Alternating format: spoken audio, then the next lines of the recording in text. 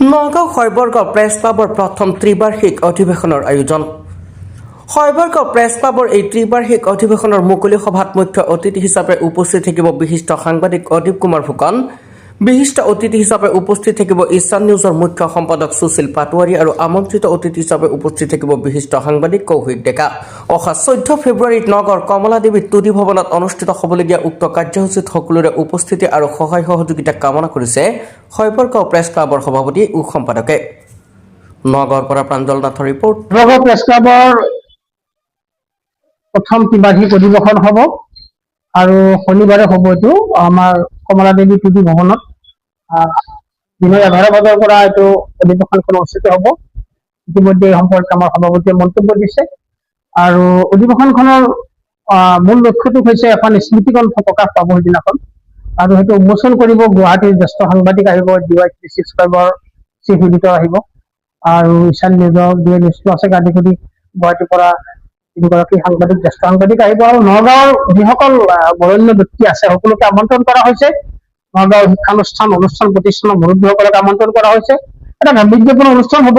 মই সকলোকে আজি আমাৰ প্ৰেছ ক্লাবৰ তৰফৰ পৰা যিহেতুকে এখন গাম্ভীৰ্যপূৰ্ণ অনুষ্ঠান হ'ব, সকলোকে মই সাদৰেৰে আমন্ত্ৰণ জনাইছো, সকলো উপস্থিত থাকিবলৈ মই অনুৰোধ জনাইছো।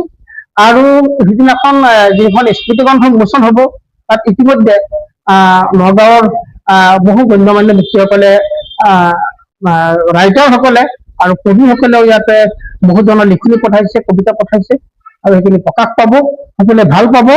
আৰু আপোনালোকে জন্মলগ্নৰ পৰা যিসকল আমাক সহায় সহযোগিতা আগবঢ়াই আহিছে, আমাক বিভিন্ন ধৰণৰ পৰামৰ্শ দি আহিছে, সকলোকে ধন্যবাদ জনাইছো, কৃতজ্ঞতা জনাইছো আৰু অনুষ্ঠানলৈ সকলোকে সাদৰেৰে আমন্ত্ৰণ জনাইছো। ইতিমধ্যে স্মৃতিগ্ৰন্থৰ কাৰণে আমাৰ মাননীয় অসমৰ মুখ্যমন্ত্ৰী ডক্টৰ হিমন্ত বিশ্ব শৰ্মা, আমাৰ তথ্য জনসংযোগ বিভাগৰ মন্ত্ৰী পীযুষ হাজৰিকা, নগাঁৱৰ আমাৰ মাননীয় মন্ত্ৰী কেশৱ মহন্তকে আদি কৰি বিধায়ক ৰূপক শৰ্মা, বিপুৰঞ্জন শৰ্মা, নুৰুল খুদা আৰু আমাৰ ৰহাৰ বিধায়ক শশীকান্ত দাস আৰু নগাঁও বিশ্ববিদ্যালয়ৰ উপাচাৰ্য ছাৰ, নগাঁৱৰ উপায়ুক্ত ছাৰ, সকলোৱে আমাক শুভেচ্ছা জনাইছে আৰু শুভেচ্ছা পত্ৰ দিছে। স্মৃতিগ্ৰন্থখনত প্ৰকাশ পাব, সকলোকে সাদৰেৰে মই আমন্ত্ৰণ জনাইছো। অহা 14 ফেব্ৰুৱাৰী শনিবাৰে আমাৰ শৈবৰগাঁও প্ৰেছ ক্লাবৰ প্ৰথম ত্ৰিবাৰ্ষিক সাধাৰণ অধিৱেশনখনি আমি অনুষ্ঠিত কৰিম আৰু আমাৰ জন্মলগ্নৰে পৰা যিখন সমিতি আমি ইতিমধ্যে কাৰ্যভাৰ গ্ৰহণ কৰি আছিলো, সেই কমিটিখনে আমি এখন ডিজলভ কৰি পেলাই আমি নতুন কমিটি এখন তাত গঠনৰ আমি এটা চেষ্টা কৰিম আৰু এই উপলক্ষে আমি এখন স্মৃতি গ্ৰন্থ প্ৰকাশ কৰাৰ যোজনা কৰিছো।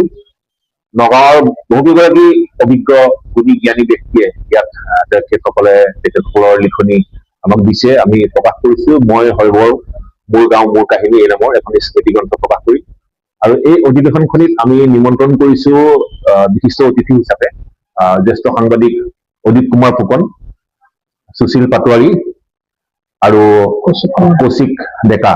এই 3গৰাকী আমি গুৱাহাটীৰ পৰা 3গৰাকী আমি জ্যেষ্ঠ সাংবাদিকক আমি নিমন্ত্ৰণ কৰিছো। লগতে আমাৰ যিসকল উপদেষ্টা সাংবাদিক আছে তেখেতসকল থাকিবই আৰু নগাঁৱৰ সচেতন নাগৰিক সমাজক আমি নিমন্ত্ৰণ কৰিছো।